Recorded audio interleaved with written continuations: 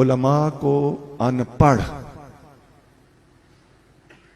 और पुराने जहन वाले कुरान और सुन्नत उठाए फिरते हैं, ये इस किस्म का समझते हैं। और उलमा को अनपढ़ समझने की वजह खुद अनपढ़ होना है।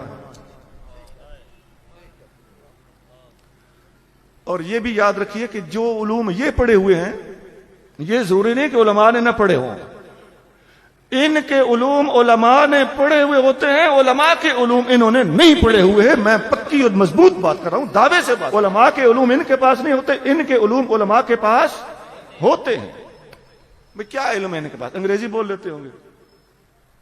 Okay come on, talk in English, I can speak it frequently. मैं धड़ल्ले से फराफर इंग्लिश बोल सकता हूं। ये कौन सी बड़ी बात है? ये कोई इल्म है? अंग्रेजी तो अंग्रेज औरतें, बुढ़ियां, अनपढ़ जांगली अंग्रेज भी अंग्रेजी बोलती है।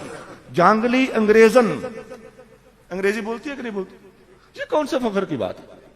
इसकी वजह से हम बख्शे जाएंगे, कब्र में आजाद हो जाएंगे, जन्नत मिल जाएगी। अंग्रेजी बोल तो अरबी बोल लेना भी जन्नत की तसल्ली नहीं देता। अबू जाल को अरबी ठीक ठाक आती थी, बड़ा फसी हो बलीग आदमी था। हकीकत पसंद बनो। तुम साइंस उठाए फिरते हो, आ जाओ हमसे बहस कर लो, साइंस पर बहस कर लो। मालिक्यूल तुम समझते हो मौलवी को नहीं आता, एटम नहीं आता, न्यूक्लियस नहीं आता, प्रोटॉन न्यूट्रॉन नहीं आते, इलेक्ट्रॉन नहीं आते, लेप्टॉन नहीं आता, क्वाजिक नहीं आता। इलेक्ट्रॉन फर्दर सब डिवाइड हो चुका है, सब मौलवी को पता है। करंट फ्लो नहीं आता, कूलम्ब नहीं आता, रजिस्टर नहीं आता, कॉइल नहीं आती, कैपेसिटर नहीं आता, ट्यून्ड सर्किट नहीं आता, पैरेलल सर्किट नहीं आता, सीरीज सर्किट नहीं आता, पॉजिटिव नेगेटिव नहीं आता, एसी डीसी नहीं आती, डायरेक्ट अल्टरनेटिंग करंट का हमें फर्क नहीं आता, मोटर जनरेटर नहीं आते। हमें क्या नहीं आता और तुम्हें क्या आता है? अभी तो मैंने वायर की बात की, मैं वायरलेस की तरफ तो गया ही नहीं। हमें प्राइमरी प्रोपेगेशन नहीं आती, सेकेंडरी प्रोपेगेशन नहीं आती। क्या नहीं आता हमें? मैं 18 साल एयरफोर्स में मुलाजमत करता रहा हूं और F-16 का स्पेशलिस्ट हूं। मैं अपनी बात कर रहा हूं, F-16 का फ्लाइट कंट्रोल स्पेशलिस्ट हूं। मैंने ये बात इसलिए कहनी नहीं थी, इसलिए कि ये ना समझ लें कि जो मैंने जुमले कहे मैंने किसी किताब में शायद देख के रट रट के तकरीर तैयार की है। ऐसा नहीं है, ये मुझे बात मजबूरन करना पड़ी, क्योंकि इसमें एक तकब्बुर का पहलू भी आपको महसूस होगा। लेकिन नहीं, उस बात मैं तो सिर्फ और सिर्फ मजदूर के गुलामों की शान बयान करने के लिए उन लोगों को चैलेंज देना चाहता हूं जो खुद को पढ़ा लिखा समझते हैं, कुरान और सुन्नत जानने वालों को अनपढ़ समझते।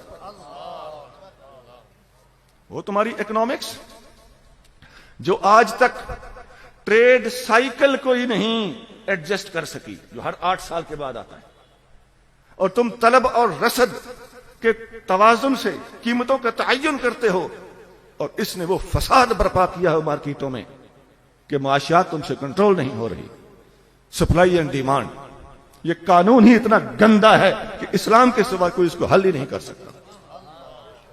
माफ करना, ये कुछ अल्फाज मैं ऐसे बोल रहा हूं जिनका ताल्लुक इकोनॉमिक्स के साथ। हमने माइक्रो इकोनॉमिक्स भी पढ़ी है जो 15वीं जमात में पढ़ाई जाती है, और मैक्रो भी पढ़ी है जो 16वीं में पढ़ाई जाती है। देखो, हम में ही भोले हाफिज और जल्लड़ खतीब भी होते हैं, ये हम मानते हैं। लेकिन हर बेशा गुमा मबर के खालिस्त, शायद के पिलंग खुफ्ता बाश। हर झाड़ी खाली ना समझो, शायद किसी झाड़ी पे डंडा मारो और उसमें शेर सोया हुआ।